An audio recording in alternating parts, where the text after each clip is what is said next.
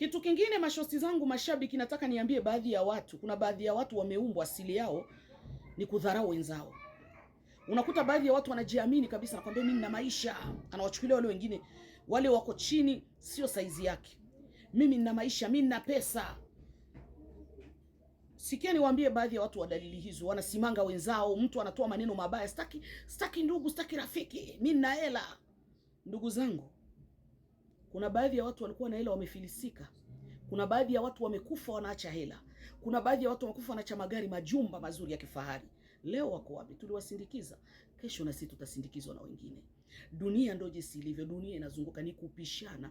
Kila mtu anaenda kwa muda wake, na muda ukifika, Mungu angalia utajiri wako, wala Mungu angalia kashfa zako zinazotoka kwa mdomo. Kuna baadhi ya watu wana maneno mabaya sana kinywani wakishakuwa na pesa. Anajiona iko clever. You know guys, let me tell you something guys. Kuna vitu watu hawajui, especially Swahili people. Hawajuagi kama pesa inatoka kwa Mwenyezi Mungu na kila kitu kina wakati. Akili zetu zinatusaidia kwa kupambana, lakini anayetoa ni Allah. Unaweza ukapambana miaka hata 50 afu huna kitu.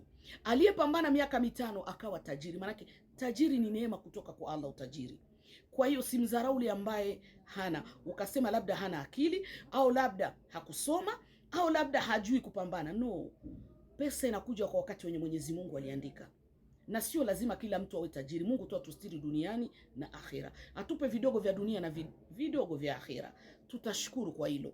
Sababu Mungu atustiri tu aibu ya dunia na akhira. Inatosha. Utajiri wa dunia ni wa muda ndugu zangu. Sasa kwa hiyo baadhi ya wale watu mnaongea sana. Kuna mtu kabisa anajinyanyua kabisa na kwambia mimi mali yangu nimepata kwa akili yangu. Wengine ni malofa. Wale hawana pesa ni bilofa, wale wanafanya kazi miaka hawana kitu. Wewe unajisifu.